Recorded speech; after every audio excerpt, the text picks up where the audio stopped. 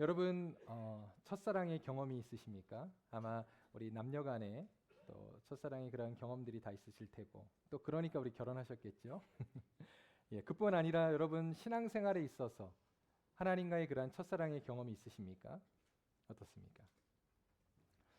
저는 초등학교 6학년 때부터 한 중학교 3학년 때 지금 돌아보면 그때가 하나님과의 아주 깊은 그러한 첫사랑을 경험한 시기였던 것 같아요. 저희 가정은 제가 몇 번 또 간증을 했습니다만 저희 믿지 않는 할아버지 할머니와 함께 이렇게 살았기 때문에 사실 지방에 사시다가 이제 저희 아버지가 첫째시기 때문에 올라오셨어요. 저희가 이제 인천에 살았는데 인천으로 이제 올라오시면서 그때부터 이제 영적 전쟁이 가정에서 시작이 된 겁니다. 얼마나 정말 저희 믿는 저희 이제 어머니 뒤에 계시는데 어머니가 많은 박해와 어려움을 당하셨는지 몰라요. 그런데 그때 참 영적으로는 힘들고 여러 가지 박해와 어려움들이 있었지만 그런 가운데 신앙생활을 하니까요. 교회 가서 예배 드리는 게 꿀맛이에요. 꿀맛. 여러분 배고픈 게 시장한 것이 여러분 가장 그죠? 반찬이라고 그러잖아요. 시장이 반찬이다라는 말이 있듯이 배고프면 뭐든지 맛있습니다. 영적으로 너무나도 고통스럽고 고난과 어려움이 있으니까 교회 가서 예배 드릴 때마다 꿀맛인 거예요. 꿀맛. 여러분에게도 그런 은혜가 있습니까? 네, 이 자리 가운데 그런 은혜가 있게 되기를 바랍니다. 그래서 이제 제가 참 저희 또 어머니 신앙으로 저와 또 이제 저 2살 동생이 있어요. 남동생이. 그래서 저희가 어려서부터 이렇게 신앙으로 같이 또 이렇게 성장하게 됐는데 원래는 제 동생이 원래 목사가 된다 그랬어요. 그랬는데 이제 또 제가 목사가 됐어요. 근데 이제 저희 집에는 뭐 저희 어머니가 이제 처음 신앙생활을 한 거였고 저는 한 4살, 저희 동생 2살 때부터 교회를 다녔기 때문에 저희 집에는 뭐 목회자들이 하나도 없습니다. 그렇기 때문에 저에게 뭐 누가 목회를 하라고 강요했던 것도 아니고 누가 소개한 것도 아니었고요. 정말 저는 철저히 하나님의 깊은 그 사랑을 경험하고 정말 하나님의 그 사랑을 아직 주님을 모르는 사람들에게 나누고 전해주고 싶은 그 정말 주님께서 뜨거운 마음을 주셔서 목회로 그렇게 소명을 받게 되었어요. 그래서 저는 목회자가 되면서 한 번도 고민해 본 적이 없습니다. 저는 뭐 염려를 해본 적이 없어요. 너무나도 기쁨과 감사로 저는 이 길에 들어섰던 것 같아요. 그게 저에게 하나님께서 주신 큰 은혜가 아닌가라는 생각이 드는데 참 목회를 하는데 뭐 목사가 되라라는 게 아니라 저희 할아버지 할머니는 뭐 목사가 되는 걸 막 말리셨죠. 네, 하지 말라 그러고. 그리고 또 저희 아버지는 지금은 뭐 아주 신앙을 생활을 너무나 잘하고 계시지만 그때는 좀 미적지근하셨어요. 그래서 저에게 한 번 더 생각해 보라고 이렇게 얘기도 하시고 그런 시절이 있었습니다. 그리고 또 제가 이제 목회 길로 간다 그러니까 저희 할아버지가 저희 동생한테 넌 목사 되지 말라고 그래가지고 저희 동생이 지금 장로가 됐습니다. 그런데요, 여러분 오늘 우리 본문으로 돌아가 보면 오늘 말씀에서 주시는 에베소 교회가 이러한 주님과의 첫사랑의 경험을 했던 교회였다라고 하는 것입니다. 에베소 지역을 혹시 가보시면 오늘날의 투르키의 해안 지방, 서쪽 해안 지방에 있는 가장 큰 도시 중에 하나예요.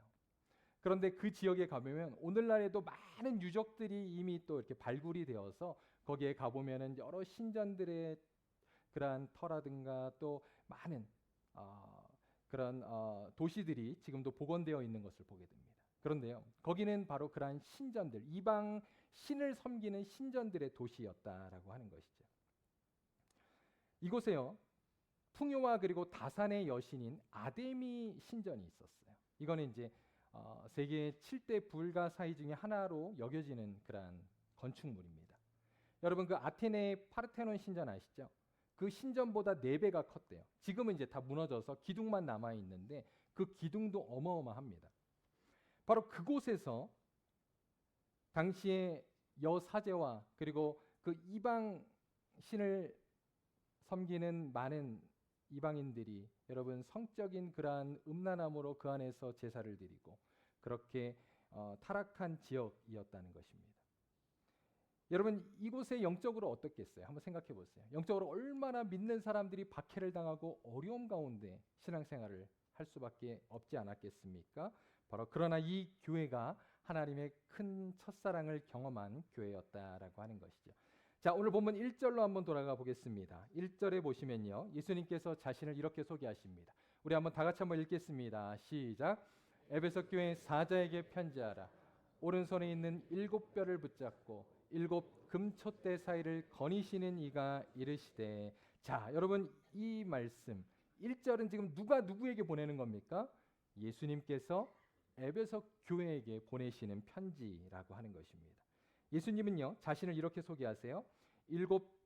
오른손에 7뼈를 붙잡고 7 금촛대 사이에 다니시는 이라고 소개하고 있습니다. 자, 여기서 7별, 7 금촛대는 무엇을 상징할까요? 우리 한번 계시록 1장 20절을 보시면 이렇게 말해요. 7별은 7 교회의 사자요 그랬죠. 그리고 마지막에 보시면 7 촛대는 뭐라고요? 7 교회니라 그랬습니다. 그런데 여러분 7이라는 숫자는요 유대인들에게 있어서 완전수입니다. 성경에 보면 7 그리고 40 뭐 이런 수들이 굉장히 의미가 있잖아요. 영적인 의미가 담겨져 있는데 이 7이라고 하는 숫자도 완전수였다는 거예요. 즉 여러분 7교회 요한계시록 2장 3장에 기록된 이 7 소아시아 교회 7교회는요 하나님께서 특별히 이 7교회에만 주시는 말씀이 아니라 이것은 바로 과거와 현재와 미래의 모든 하나님의 교회에 주시는 말씀이라고 하는 것입니다. 여러분 믿으십니까? 그러므로 이 에베소 교회에 주시는 말씀은 곧 오늘 우리에게도 주시는 말씀이라고 하는 거예요. 그런데요, 7별은 뭐라고요? 7 교회의 사자라고 그랬고 또 7 촛대는 7 교회라 그랬습니다. 자, 먼저 사자에 대해서 우리가 좀 알아보기 원하는데요. 여기 두 가지 의견이 있습니다. 하나는 이것을 목회자로 보기도 하고요. 또 천사로 보기도 합니다. 여러분 여호와의 사자 이런 말 많이 나와요 성경에. 이게 이제 천사거든요. 그런데 원어로 본다면 천사가 더 맞지만 교회의 천사 그러면 우리가 이제 좀 오해할 수가 있어요. 그럼 무슨 수호 천사가 있나 교회마다 이렇게 생각할 수 있다는 거죠. 그래서 학자들은요 이것을 영적으로 해석합니다. 즉 영적으로 교회를 수호하는 영적인 사역자라고 본다라고 하는 것입니다. 그런데 오늘 말씀해 보니까 주님의 그 오른손에 7뼈를 붙잡고 계시다 그랬습니다. 이 말은 무엇입니까? 바로 교회의 통치는 목회자에게 있는 것이 아니라 주님의 손에 있다는 사실입니다. 그리고 또한 예수님이 가지신 그 권세를 부각함으로써 당시의 그 로마의 제국 아래서 황제들에게 신앙의 어려움과 또 박해 가운데 있었던 성도들에게 위로를 주시는 격려하시는 그러한 말씀이 된다는 것이죠. 바로 그 로마의 권력보다 더 강하고 그리고 위대하신 분이 바로 우리 주님이심을 성경 말씀하고 있다는 거예요. 또 7 촛대 사이를 거니신다 그랬잖아요. 거니신다. 7 교회 사이를 거니신다. 이 말은 무슨 뜻일까요?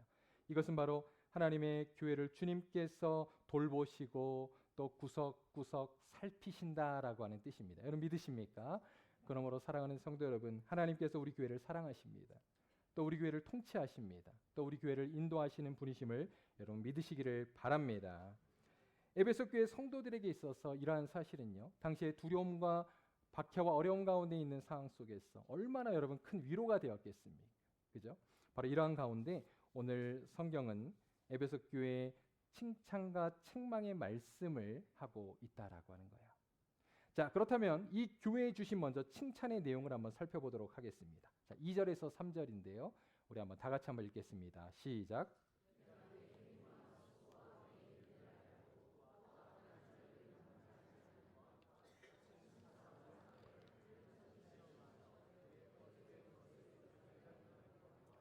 또 내가 참고 내 이름을 위하여 견디고 게으르지 아니한 것을 아노라. 이게 이제 칭찬의 내용이죠. 하나 더 있습니다. 6절이에요. 6절 한번 제가 읽겠습니다. 오직 내게 이것이 있으니 내가 니골라당의 행위를 미워하는도다. 나도 이것을 미워하노라 그랬습니다. 자, 이 내용을 우리가 좀 요약해 보면요. 바로 이런 뜻이에요. 에베소 교회 안에 악한 자들 그리고 자칭 사도라 하는 자들 그리고 니골라 당의 행위를 따르는 사람들이 있었다는 것이죠. 그런데 이들을 어떻게 했다고요? 에베소 교회는 이들을 받아들이고 인정한 것이 아니라 이들을 용납하지 않았고 또 거짓된 것을 드러내고 그들의 행위 가운데 주님을 사랑했다라고 하는 것입니다. 즉 이들은 진리에 대한 방어를 잘했던 거예요. 그리고 교회의 그러한 질서를 잘 지켜냄으로써 주님의 칭찬을 받았던 것이죠. 사실 에베소 교회는요, 아까 제가 처음에도 말씀드렸던 것처럼 주님과의 그러한 뜨거운 첫사랑의 경험을 가진 교회였습니다. 성경을 보면 이 에베소 지역이 굉장히 특별해요. 이곳에는 아주 훌륭한 그런 목회자들이 계속해서 목회를 했던 지역입니다. 여러분, 사실 교회가 좋은 목사님을 만나고 또 목사님들도 좋은 성도를 만나는 것, 여러분 손뼉도 그죠? 마주쳐야 소리가 나듯이 그러한 일들이 정말 성도와 목회자 가운데 있는 것, 이것은 정말 큰 축복입니다. 그런데요, 바로 이 에베소 교회가 그런 교회였다는 거예요. 자, 먼저 이들이 하나님과의 첫사랑을 경험했던 것은 바로 바울을 통해서였습니다. 바울은요, 이곳에서 3차 선교여행 중에 여러분 무려 몇 년 동안 있었을까요? 3년 동안이나 이곳에서 사역을 했어요.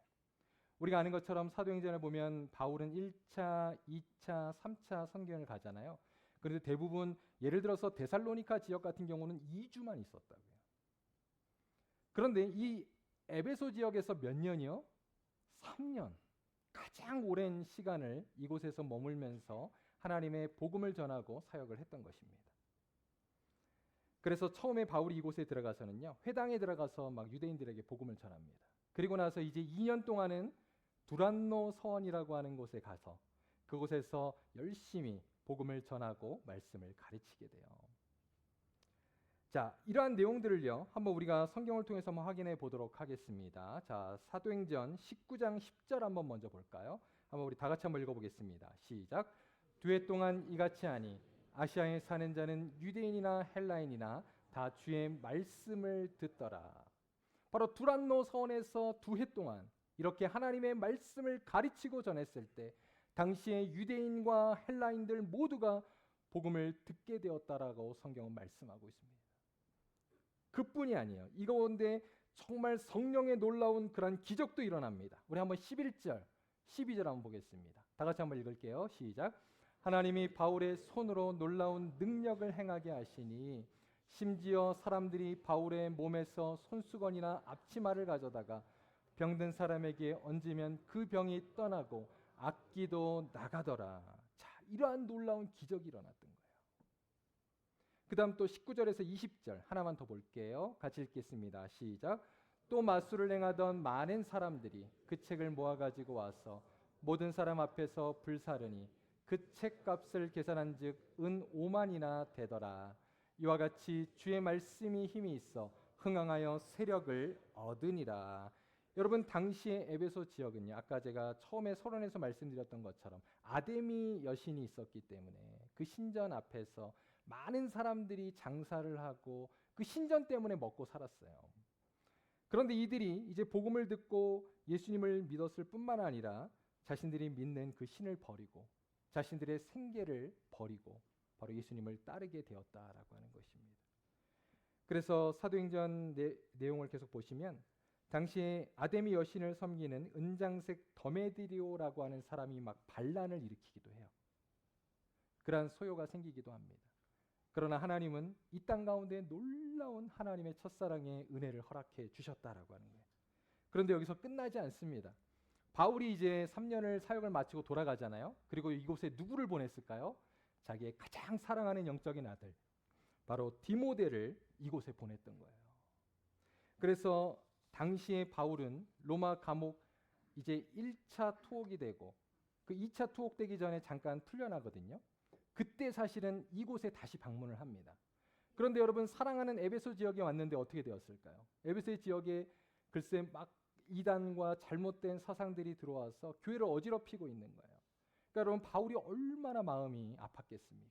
그래서 이곳에 누구를 보냈다고요? 자기의 사랑하는 영적인 아들인 디모데를 보내게 됩니다. 그리고 우리가 아는 것처럼 디모데 전서 그리고 디모데 후서 말씀은 바로 이 바울이 디모데에게 보낸 그러한 편지라고 하는 것입니다. 디모데는 바로 에베소서에서 이 편지를 받게 되었던 거예요. 그리고 전생에 따르면 디모데는요, 이곳에서 복음을 전하다가 순교 당했다고 말합니다. 그런데 여기서 또 끝나지가 않아요. 여러분, 바로 이 에베소 지역에 또 누가 목회했는지 아세요? 요한이 또 목회를 하게 됩니다. 요한이 누구예요? 예수님의 수제자, 그리고 요한 복음, 요한 1서, 2서, 3서, 요한 계시록을 기록한 요한이 바로 이곳에서 또 목회를 해요. 늦게까지. 그는 AD 90년 이후까지 살았잖아요. 그러니까 늦게까지 또 목회했던 지역이 바로 이곳입니다. 그래서 지금도 이제 우리가 성지순례를 가보면 요한이 목회했던 그 교회터가 남아 있어요. 그 세례터도 남아 있습니다. 네. 그런데요, 바로 요한이 이곳에서 목회를 하면서 여러분 바로 오늘 말씀에 이 소아시아 7교회를 돌봤던 거예요. 그리고 좀 전에 말씀드렸던 요한복음, 요한 1서, 요한 2서, 요한 3서가 바로 에베소 지역에서 요한이 기록한 겁니다. 여러분 바로 이 에베소가 얼마나 특별한 지역인지를 아시겠죠? 이처럼 에베소 지역은요, 오랜 세월 동안 계속해서 쟁쟁한 그런 목회자들에 의해서 하나님의 말씀이 잘 선포되고 가르쳐진 그런 복된 지역이었다는 거예요. 그러므로 당시에 많은 성도들이 이러한 이단자들과 우상 숭배자들로부터 그러한 유혹에 넘어가지 않았고 진리를 잘 방어하고 수호함으로써 하나님의 칭찬을 받게 되었던 것입니다. 그것이 바로 오늘 에베소 교회가 받은 칭찬이었다는 것이죠. 여러분 사실 오늘 이 말씀을 좀 묵상하면서 저는 우리 교회가 속한 이렇게 교단이 좀 생각이 났어요. 여러분 우리 교회가 속한 교단이 어딘지 아세요? 우리 교회가 장로교인 건 아시죠? 네, 그런데요. 장로교 중에서도 PCA 교단이에요. PCA는 이제 미국 장로교회 Presbyterian Church in America라고 하는 우리 PCA 교단인데, 그런데 여러분 이 PCA의 교단의 특징은 바로 성경적 권위에 대한 확고한 신념과 그리고 문화적 도전에 대한 믿음의 견고함을 가진 그러한 교단입니다. 그래서 무엇보다도 우리 PCA 교단은 성경을 중심으로 하는 교단이에요. 그러니까 하나님의 말씀을 온전히 100% 하나님의 영감된 말씀으로 믿고, 그리고 이 하나님의 말씀을 바탕으로 교회 정치와 모든 교회를 그렇게 운영하는 그러한 교단이 되겠습니다. 여러분 사실 오늘날 많은 교회들이요. 저희가 이제 동부에서 왔잖아요. 동부에 보면 물론 이제 콜로라도에도 그렇지만 동부나 이제 이런 서부에 이제 해안가를 가면 사실은 문화에 굉장히 먼저 이렇게 익숙해지고 또 적용하는 것들을 보게 돼요. 그래서 여러분 이렇게 무지개 깃발이 있는 그죠? 그런 교회들이 굉장히 많아요. 저희는 무지개 깃발이 없는 교회를 거의 찾아볼 수가 없었습니다. 미국 교회 중에. 그 정도로 굉장히 신학이 자유주의화되어 있고 또 동성애의 영향을 받았고, 그리고 또 심지어는 그런 동성애자들이 목회자로 사역하는 그런 교회들도 굉장히 많았어요. 그런데요, 여러분 우리 PCA 교단은 바로 이에 맞서서 성경적 기준을 지키고 또 복음을 전하는 그러한 사명을 감당하고 있는 교단입니다. 그래서 놀라운 것은요, 제가 이제 최근에 알게 되었는데 지난번에 이제 제가 이제 노회 가서 또 이제 노회로 트랜스퍼를 하고 또 이제 노회에서 이렇게 또 등록을 하면서 그때 이제 알게 된 사실이었는데요. 최근에 이제 많은 미국의 교회들 또 교단들이 대부분 이제 교세가 다 이제 감소를 하잖아요. 그런데 저희 PCA는 놀랍게도 교회가 성장하고 있다고 합니다. 그래서 2020년부터 지금까지 그런 보고들을 보면 PCA 총회 자료에 따르면 교회들이 꾸준히 계속 한 2만 명 이상의 성도들이 증가했고요. 그리고 또 미국 교회 안에서도 여러분 약 한 200여 교회가 더 꾸준히 늘어나고 있다고 합니다. 여러분 이건 굉장히 놀라운 일이죠. 오늘날 교회가 다 죽고 지금 교세가 다 다운되는 그런 상황 속에서 하나님께서 정말 하나님의 말씀대로 바르게 사역하는 이 PCA 교회, 저는 주신 그러한 은혜이고 또 하나님의 칭찬의 격려라고 생각합니다. 그런데요, 여러분 사실 한국에서도 보면 제가 이제 한국에서도 그러한 보수적이고 그리고 또 성경 중심의 그러한 교단에 있었어요. 그런데 보통 이러한 교단들이 하나님의 말씀을 잘 지키고 또 수호하는 일에는 참 잘해요. 그런데 이러한 교회들이 또 가진 약점들이 있습니다. 그것이 무엇일까요? 사랑이 없다는 거예요. 굉장히 하나님의 말씀에 대해서 예리하고 또 철저한 반면에 또 그러한 하나님의 말씀으로 다른 사람을 정죄하고 또 나를 높이고 교만한 그러한 모습들이 우리 가운데 많이 있다는 것입니다. 존 스토트 목사님이 이런 말을 했어요. 자, 영국의 복음주의자인 존 스토트 목사님이 이런 말을 했습니다. 본질적인 것에는 일치를, 비본질적인 것에는 자유를, 모든 것에는 사랑을 이라고 이야기했습니다. 여러분 이게 무슨 말입니까? 본질적인 것, 즉 성경과 기독교 신앙의 신학에 대한 것들은 우리가 그 중심이 흔들려서는 안 된다는 거예요. 거기는 일치를 이루어야 한다는 거예요. 그죠? 그러나 어떻습니까? 교회의 전통이나 비본질적인 것들, 어떤 성경과 정말 신학적인 것이 아니라 우리의 어떤 개인적인 것들 그리고 다른 그런 의견들에 대해서는 우리가 얼마든지 자유롭게 그리고 또 모든 것에는 하나님의 사랑을 바탕으로 결정하고 그렇게 서로 나누어야 하는데 이런 모습이 사실은 굉장히 철저한 성경적이고 개혁주의 교회 가운데 많이 부족하다는 사실을 보게 됩니다. 그래서요 오늘 이제 말씀에도 보면 그러한 내용이 이제 연결되는 것을 보게 돼요. 자 이제 우리가 한번 책망의 내용을 한번 보도록 하겠습니다. 계시록 2장 4절입니다. 우리 한번 다 같이 한번 읽겠습니다. 시작.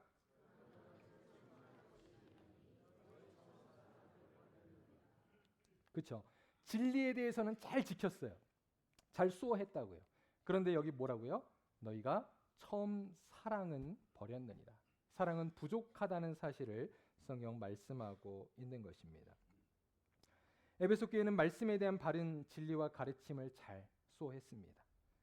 그 결과 에베소 교회 안에 이단자들과 우상 숭배자들이 들어올 수 없었고요. 또 진리를 잘 방어함으로써 교회를 잘 세웠어요. 그런데 이들 안에 사랑이 떠나버리게 되었다라고 하는 것입니다. 여러분 그런 의미에서 우리는요 먼저 여기서 지금 말하고 있는 너의 처음 사랑이 무엇인지를 우리는 좀 먼저 알 필요가 있겠습니다. 여러분 우리는 사랑하면은 보통 어떤 생각을 합니까? 사랑하면은 뭔가 감정적인 사랑을 먼저 생각할 때가 많아요. 그래서 하나님과의 뜨거운 사랑 그것이 첫사랑이라고 생각합니다. 그러나 여러분 감정을 말하는 것일까요? 성경에서? 그렇지 않습니다. 우리 한번 5절을 한번 다시 한번 읽어볼 텐데요. 5절 말씀 한번 같이 읽겠습니다. 시작. 그러므로 어디서 떨어졌는지를 생각하고 회개하여 처음 행위를 가지라. 만일 그리하지 아니하고 회개하지 아니하면 내가 내게 가서 내 촛대를 그 자리에서 옮기리라. 자 여기 보세요. 처음 무엇이요? 행위. 처음 감정이 아닙니다. 처음 행위예요. 즉 이들이 하나님에 대한 사랑, 이웃에 대한 사랑을 잃어버리게 되었다라고 하는 것입니다. 그러므로 처음 행위를 회복하라라고 하시는 말씀인 거예요. 여러분 신학교에 가면요. 아까 이제 제가 처음에 서론에서 말씀드렸던 것처럼 저도 이제 그렇게 소명을 받고 처음에 신학교에 갔을 때 정말 너무 하나님의 그런 크신 감격과 은혜 가운데 그렇게 신학교를 다니게 되었어요. 그런데 저뿐만 아니라 저희 이제 동기들도 보면 그렇게 이제 정말 믿음이 충만해서 온 동기들이 참 많아요. 그런데요, 신학교만의 그런 좀 꽁트가 있습니다. 우스갯소리가 있어요. 어떤 말이 있냐면 보통 신학교에 입학할 때는 다들 순교자의 신앙을 가지고 온대요. 그런데 이제 1학년이 되면 죄송합니다. 장로의 신앙으로 떨어지고 그리고 2학년이 되면 집사님 신앙 그리고 3학년이 되면 평신도 그리고 이제 졸업할 때가 되면 심지어 교회를 떠나는 그러한 신학생도 있다고 합니다. 정말이에요. 근데 여러분 저도 저희 학부 때 같이 신학을 공부했던 친구들을 보면요. 제가 볼 때 한 30%도 안 되는 것 같아요. 지금 목회자가 되고 선교사가 된 사람이 그렇게 적습니다. 그러니까 여러분 신학교에 갔다고 해서 모든 사람들이 다 목회자가 되고 선교사가 되는 것은 아니라는 것이죠. 여러분 왜 그렇게 되었을까요?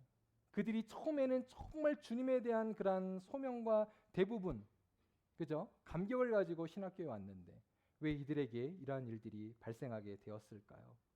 그것은요. 사실 신학교를 가보면 여러분 신학교에서는요. 뭘 가르칠까요? 대부분 성경에 대한 신학을 가르쳐요. 그러다 보니까 성경신학 그리고 또 조직신학 이러한 이론을 가르치고 또 역사신학 실천신학 이런 이제 이론들을 배우게 됩니다. 여러분 사실 우리가 처음에는 정말 주님을 뜨겁게 사랑하고 이웃을 사랑하는 마음 때문에 신학교에 와요. 그런데 이러한 하나님을 사랑하고 이웃을 사랑하는 것은 신학교에서 가르쳐주지 않아요. 이건 자기가 알아서 해야 되는 거예요. 계속해서 꾸준히 지키고. 그런데 이제 신학교에 와서 학생들이 몇 학점씩 막 수업을 듣고 헬라어, 히브리어 하고 하면서 이제 신학생들도 막 그렇게 열심히 공부를 하다 보면 어떻게 될까요? 말씀 보고 기도하는 거를 놓치게 됩니다. 바빠가지고 기도를 못해요. 성경 가지고 시험 공부한다고 말씀을 못 봐요. 여러분 이해되세요? 우리는 성경을 여러분 시험 보는 텍스트예요. 신학생들에게는. 그러니까 여러분 성경을 대할 때 정말 우리가 은혜로 대하는 것이 아니라 이것을 그냥 학문으로 대하는 사람들도 많이 있다는 것입니다. 그래서 바울은요. 고린도전서 8장 1절에 이렇게 말합니다. 지식은 교만하게 하며 사랑은 덕을 세운다 그랬어요. 바로 신학생들이 지식이 많이 늘어나잖아요. 신학교에 가서. 그러면서 교만해지기 시작하는 거예요. 그리고 하나님과의 관계를 하지 않으니까 하나님과의 관계가 멀어지기 시작하는 겁니다. 그뿐만 아니라 이제 신학생이 되면 전도사가 되잖아요. 교회에서. 그럼 그 전에 평신도일 때는 교회 가면 교회가 정말 천국 같고 또 교회 성도들을 보면 다 천사들 같아요. 그런데 이제 딱 교회에 몸을 담고 그 조직에 딱 이제 쓴맛을 보기 시작하면 그 안에서 현실을 이제 파악하게 되는 거죠. 그래서 그 이상과 현실 사이에서 막 괴리감을 느끼는 거예요. 그리고 또 실질적인 현실적인 문제 앞에서 또 여러 가지 어려움을 겪으면서 많은 신학생들이 오히려 신학을 공부하면서 신앙의 회의를 갖고 그렇게 목회자의 자리를 다시 떠나는 그러한 우리 신학생들이 많이 있다는 것입니다. 여러분 그렇다면 이제 이것이 바로 신학생들뿐만 아니라 우리 성도들도 똑같다는 것입니다. 우리가 처음에 교회 생활할 때 여러분이 정말 어릴 적에 중고등부 때 또 청년 때 여러분이 정말 젊은 시절 신앙생활할 때 얼마나 순수한 마음으로 주님을 뜨겁게 사랑했습니까? 이웃을 사랑했습니까? 그러나 이제 교회 생활에 익숙해지고 교회 생활에 10년, 20년 그리고 직분을 받고 또 교회 조직에 이제 쓴맛을 보기 시작하면 정말 우리의 어떤 그런 이상과 현실이 다르다는 걸 느끼잖아요. 그리고 교회 안이나 세상과 별반 다른 것이 없는 것 같고 그러면서 실망을 하기 시작하는 거예요. 그리고 또 교회 안에서 직분자로서 열심히 봉사는 하고 신앙생활을 하지만 내가 세상에서도 바쁘고 분주하기 때문에 늘 급한 일에만 쫓겨다니는 거예요. 그러니까 실질적으로 정말 내가 처음에 신앙생활 할 때보다 더 기도하지 못하고 내가 장로가 되고 집사가 되고 또 권사가 됐음에도 불구하고 더 주님 앞에 기도하지 못하는 그러한 우리의 모습들이 나타나게 된다는 것입니다. 그러면서 여러분 우리의 신앙생활은 굉장히 익숙해져요. 또 우리의 지식은 계속 자라요. 그런데 우리의 마음은 그만큼 더 식어지게 된다는 겁니다. 그래서 주님과의 관계없이 기도하지 않고 그렇게 신앙생활하는 사람들이 너무나도 많다는 것입니다. 자, 그렇다면요. 여러분 우리가 이러한 잃어버린 첫사랑을 회복할 수 있는 방법은 무엇일까요? 오늘 성경을 보니까 이제 5절 이하로 하나님께서 우리에게 친절하게 우리에게 이러한 다시 주님과의 사랑을 회복할 수 있는 방법을 가르쳐주고 계십니다. 우리 아까 5절 읽었으니까요. 다시 읽지는 않고 우리 5절을 중심으로 세 가지 말씀 한번 우리 그 대안을 묵상하고 오늘 말씀을 좀 마치도록 하겠습니다. 자, 첫 번째는요. 어디서 떨어진 것을 생각하라라고 하는 것입니다. 우리가 신앙의 회복을 위해서 먼저 필요한 것, 그것은 무엇이라고요? 여러분 오늘 말씀 잘 묵상하세요. 우리의 영혼을, 우리의 마음을 잘 성찰하는 것에서부터 시작이 되어야 한다는 것입니다.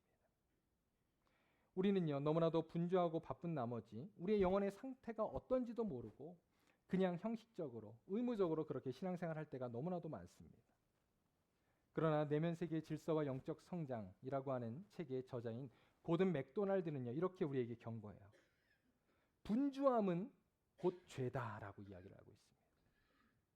왜냐하면 분주함은요 우리의 삶의 중요한 것과 긴급한 것을 혼동하게 만들기 때문입니다. 한번 우리의 삶을 잘 한번 여러분 묵상해 보세요. 성찰해 보세요. 여러분은 중요한 일에 먼저 시간을 보내고 있습니까? 아니면 긴급한 일에 여러분의 시간을 보내고 있습니까? 아마 대부분 아침에 일어나자마자 긴급한 일에 쫓겨서 우리는 그렇게 우리의 삶을 채워가고 있을 것입니다. 그러면서 정작 우리 삶의 가장 중요한 하나님과의 관계, 하나님과의 교제는 늘 뒤로 미루고 그렇게 여러분 살아가고 있지는 않습니까? 그렇게 분주함 속에서 살아가다 보면 우리는 쉽게 여러 가지 스트레스와 또 피로에 지치게 되고요. 또 여러 가지 또 시험에 어려움을 당하게 되면 우리는 결국 주님과의 그 첫사랑을 잃어버리고 무뎌진 상태로 신앙생활을 하게 될 위험이 있다는 것이죠. 그래서 사탄은요.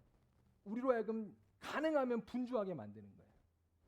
그래서 중요한 일보다는 늘 쫓기는 일 그리고 긴급한 일을 처리하면서 살아가도록 우리를 계속 그렇게 이끌 것입니다. 그러면서 우리는요, 세상에서는 정말 바쁘게 살아가지만 우리의 영적으로는 아마도 게으름 가운데 빠져서 살아가게 된다는 것입니다. 이처럼 삶의 분주함과 그리고 영적인 게으름은 결국 우리가 일상에서 하나님과의 그러한 사랑의 모든 첫사랑을 앗아가게 될 것입니다. 여러분 복음서를 한번 보세요. 복음서를 보면 예수님께서, 여러분 예수님보다 우리 중에 혹시 바쁜 사람 계세요? 네, 예수님은 정말 그 복음서에 보면 얼마나 많은 사람들이 예수님을 찾아왔는지, 잠에서 깨면 막 제자들이 와서 예수님을 찾잖아요. 예수님 지금 사람들이 예수님을 찾습니다. 그런데 예수님의 모습을 보세요. 예수님은 여러분 긴급한 일에 다 반응하지 않습니다. 그리고 예수님은 습관을 쫓아 하나님과의 교제의 자리로 나아갔다라고 성경은 말씀하고 있습니다. 그리고 그곳에서 하나님의 말씀으로 자신을 성찰하고 또 기도하는 시간을 가지신 거예요. 여러분 사실 이것이 바로 우리를 위한 신앙의 본을 보여주신 것입니다. 그러므로 여러분 한번 우리 자신의 신앙을 잘 한번 성찰해 보시기를 바랍니다. 내가 과거와는 달리 왜 주님과의 첫사랑에 그러한 은혜가 멀어졌는가?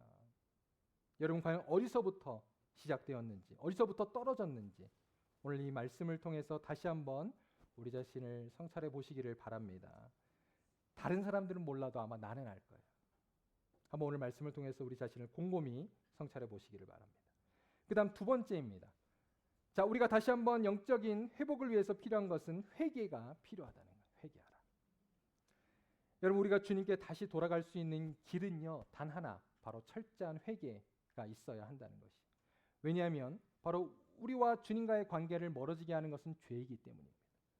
여러분 죄의 문제를 해결하기 위해서 필요한 것은 바로 회개라고 하는 것입니다. 죄가 우리 안에 들어오잖아요. 그러면 바로 성령이 근심하시고 또 성령이 우리 안에서 소멸케 된다라고 성경 말씀하고 있습니다.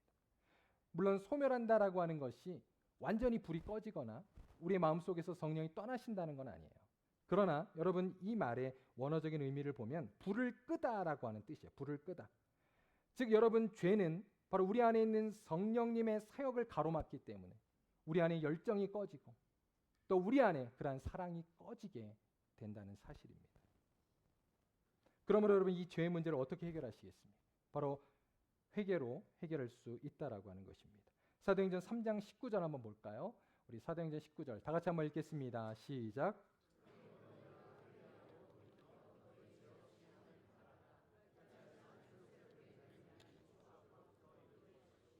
여러분 믿으십니까? 바로 이러한 회개의 영을 여러분 구하시기를 바랍니다. 회개라고 하는 것은요, 단순히 우리가 지은 죄를 고백하고 죄책감에서 여러분 벗어나기 위해서 하는 행동이 아니에요. 참된 회개는 바로 우리가 주님께로 다시 돌이키는 그러한 마음의 돌이킴이라고 하는 것입니다. 그런데 한편 어떤 이들은 이렇게 생각해요. 목사님 제가 회개하면 또 죄를 질 텐데요. 그래서 주님 앞에 미안해서 회개할 수가 없어요. 그리고 또 내가 과거에 지었던 큰 죄가 생각이 나서 도저히 주님 앞에 송구스러워서 주님께 나아가는 것이 민망합니다. 그런 분도 계세요. 다시 말해서 자신이 지은 죄의 크기와 그리고 빈도 그리고 무게로 인해서 하나님께 나아가지 못하는 그런 성도들도 있다는 거예요. 그러나 여러분 성경은 다르게 말하고 있습니다. 우리를 향한 하나님의 그 사랑과 은혜는요, 결코 어떠한 죄도 용서하지 못할 죄가 없음을 여러분 믿으시기를 바랍니다. 하나님은요, 오히려 우리가 어떠한 죄 가운데서 주님 앞에 미안해하는 것보다 여러분의 모든 죄들을 다시금 회개하고 주님께 돌아오기를 학수고대하시는 줄로 믿으시기를 바랍니다. 여러분 사실 우리로 하여금 계속해서 죄가 생각나게 하고 또 우리의 마음을 계속 정죄하고 또 여러분 참소하는 건요 사탄이 하는 짓이에요. 자, 우리 한번 계시록 12장 10절 한번 볼게요. 제가 한번 읽어드리겠습니다. 내가 또 들으니 하늘에 큰 음성이 있어 이르되 이제 우리 하나님의 구원과 능력과 나라와 또 그의 그리스도의 권세가 이루었고 우리 형제들을 참소하던 나오죠. 자, 곧 우리 하나님 앞에서 밤낮 참소하던 자가 쫓겨났고, 자, 이 존재가 누구입니까? 사탄이잖아요. 근데 사탄을 지금 성경은 계속해서 두 번이나 반복하고 있어요. 어떤 자? 참소하는 자.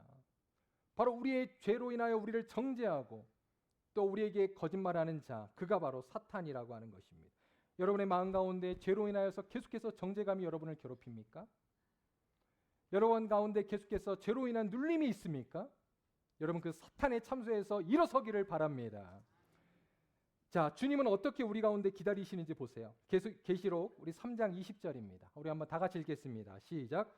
볼지어다 내가 문 밖에 서서 두드리노니 누구든지 내 음성 듣고 문을 열면 내가 그에게 들어가 그와 더불어 먹고 그는 나와 더불어 먹으리라. 자, 우리 주님은 이런 분이시라는 거예요. 우리의 문을 계속해서 두드리십니다. 노크하십니다. 그 문을 열어달라고 말씀하시는 분이십니다. 여러분 그 주님 앞에 여러분 우리의 문을 활짝 열고 여러분의 마음을 활짝 열고 다시금 주님께 회개함으로 돌아가시는 우리 귀한 성도님들 되시기를 바랍니다. 그럴 때 이 말씀처럼 우리가 다시 주님과 더불어 먹고 마시는, 여러분 누구와 먹고 마십니까? 우린 가족들 그리고 여러분 친구들과 먹고 마시잖아요. 그러한 주님과의 친밀함을 다시금 회복하시기를 바랍니다. 자, 마지막 이제 세 번째예요. 우리가 영적인 회복을 위해서 해야 될 것, 그것은 바로 처음 행위를 가지라라고 하는 것입니다. 자, 여러분에게 주님과의 믿음의 첫사랑, 여러분 그것은 감정을 의미하는 것이 아니라고 제가 말씀드렸어요. 그런데 많은 사람들은 이 첫사랑을 감정이라고 생각을 해요. 그래서 어떤 성도님들은 그렇게 이야기해요. 목사님, 저는요 목사님처럼 그렇게 신앙생활을 오래 했지만 하나님과의 그런 뜨거운 그러한 첫사랑의 감격이 없어요. 그럽니다. 그런데 여러분 결코 믿음은요 감정에 의존하지 않습니다. 여러분 이 사실을 기억하세요. 꼭. 자, 우리 다음 한번 우리 그림 보여주세요. 자, 우리 신앙의 생활에 있어서 중요한 게 바로 이겁니다. 자, 첫 번째 사실이에요. 사실, 팩트는 뭡니까? 하나님의 말씀을 이야기합니다. 그죠? 바로 믿음의 내용이에요. 믿음의 컨텐츠. 그런데 여러분 이 하나님의 말씀을 하나님께서 우리에게 믿음을 주셔서 믿게 하시는 거예요. 그죠? 자, 이 사실과 믿음. 그런데 여러분 이 기관차의 엔진이 어디에 있어요? 맨 앞에 있다는 사실을 여러분 꼭 기억하시기를 바랍니다. 하나님의 말씀이 우리를 이끌어가는 거예요. 그리고 하나님이 우리에게 믿음을 주셔서 그 사실을 받아들이게 하시는 거예요. 그런데 여러분 세 번째 칸 감정이라는 거는요 있어도 되고 없어도 되는 거예요. 여러분 이 사실 꼭 기억하시기를 바랍니다. 그렇기 때문에 여러분 감정에 치우친 신앙생활 하지 마세요. 오히려 하나님께서 우리에게 뜨거운 감정이 아니라 여러분 오히려 고난 가운데 우리로 하여금 견디게 하시고 또 인내하게 하시고, 여러분 이것도 하나님이 주시는 첫사랑의 은혜인 줄로 믿습니다. 또 우리로 하여금 이해하게 하시고 여러분 우리로 하여금 하나님의 말씀대로 살아가게 하시고, 이것이 바로 하나님이 우리에게 주신 첫사랑의 행위라고 하는 것입니다. 그러므로 여러분 첫사랑의 행위를 가지라라고 하는 것은요 바로 하나님과 이웃을 향한 사랑을 의미하는 것이에요. 여러분 바로 하나님이 원하시는 것, 그것은 단순한 우리의 어떤 감정이 뜨거워지는 그러한 종교적 행위가 아닙니다. 이 감정은 따라올 수도 있고 안 따라올 수도 있다는 거예요. 그것보다 더 중요한 것은 바로 주님을 사랑하는 마음에서 비롯된 행위의 그러한 순종과 헌신의 마음이라고 하는 것입니다. 바로 에베소 교회는 처음에 주님을 사랑하고 이웃을 사랑하는 그러한 모습이 있었던 것입니다. 그러나 그것이 점차 사라지고 주님으로부터 멀어지게 되었던 것이죠. 그래서 오늘 성경은 바로 에베소 교회에게 이러한 처음의 사랑의 행위를 가지라라고 말씀하고 있는 것입니다. 그런데 여러분 이러한 사실과 믿음 다음에 반드시 따라와야 되는 게 있어요. 그것은 바로 오늘 말씀대로 사랑의 행위라고 하는 것입니다. 물론 행위를 통해서 우리가 구원받는 건 아니에요.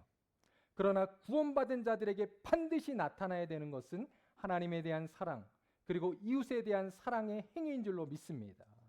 바로 이것이 우리의 신앙에 뒤따라야 한다는 것입니다. 자, 이제 오늘 마지막 말씀입니다. 7절이에요.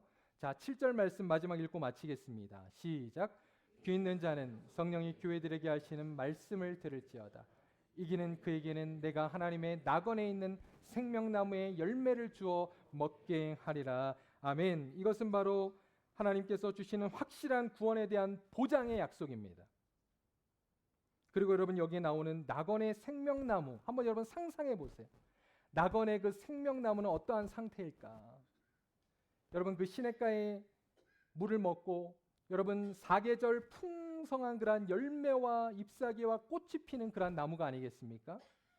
바라기는 여러분의 신앙생활도 그저 구원을 받는 신앙에서 머무는 것이 아니라 여러분의 삶의 사계절의 삶 속에서 기쁠 때나 즐거울 때나 슬플 때나 고난 가운데서도 하나님이 주시는 그 주님에 대한 사랑으로 인하여서 여러분이 날마다 성령의 충만한 은혜로 살아가시는 저 여러분의 믿음의 삶 되실 수 있기를 간절히 소원합니다.